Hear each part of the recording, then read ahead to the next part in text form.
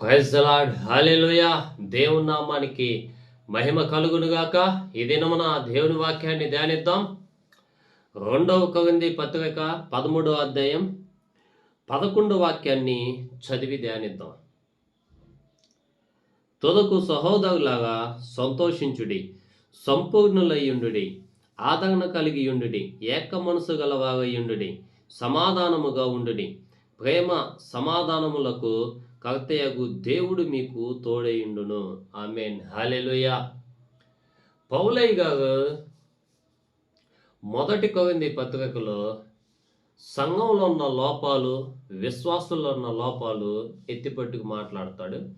2వ కొరింథీ పత్రికకు వచ్చేసరికి ఇక మీకు లోపాలు సరి చేయబడాలి, ఐక్యత కావాలి, ఏక మనసు కలిగి ఉండాలి, దేవునిలో సంతోషించాలి, ఆ స్వభావం మార్చబడాలి. ఇక మీరు సంపూర్ణులయ్యుండుడి.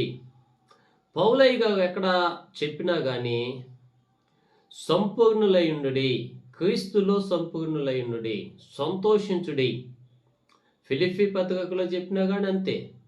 అయితే పౌలయ్య గారి దర్శనం ఏందయ్యా అంటే సంపూర్ణులుగా సంఘాన్ని, విశ్వాసుల్ని సంపూర్ణులుగా చేసి అది మడత, కలంకం, డాగు, మచ్చ ఏమీ లేకుండా దేవుని ఎదుట ఒక వ్యక్తిని నిలబెట్టాలి. ఆమేన్, హల్లెలూయా. అది పౌలు గారి దర్శనం. అయితే ఈ కొరింథీ సంఘంలో ఆనందంగా, సంతోషంగా, ప్రేమ కలిగి, ఏక మనసు కలిగి ఉండండి అని చెబుతున్నాడు. మొదటి కొరింథీ పత్రికలో లోపాలు ఉన్నాయి, ఆ లోపాలు సరి చేసుకోబడాలి. ఇంకా ఆ స్వభావంలో ఉండొద్దు. మీరు కలహాలతో, ద్వేషములతో, కుట్ర, కుళ్ళుబోతుతనం, వ్యసనాలతో నింపబడి ఉంటే దేవుడు మీకు తోడై ఉండడు.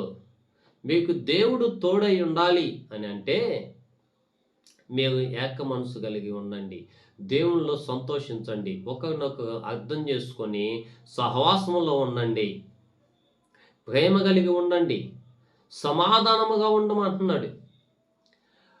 సంపూర్ణులుగా అవ్వాలి అంటే ఒకటి ప్రేమ కలిగి ఉండాలి, సహవాసం ఉండాలి, ఏక మనసు ఉండాలి, సమాధానము కలిగి ఉండాలి, మనల్ని మనం తగ్గించుకోవాలి. కాబట్టి దినమున దేవుడు మనతో మాట్లాడుతున్నాడు. మనలో ఉన్న లోపాలు సరి చేసుకొని దేవునిలో సంతోషించాలని, మరి సంపూర్ణులుగా అవ్వాలని దేవుడు ఆశ.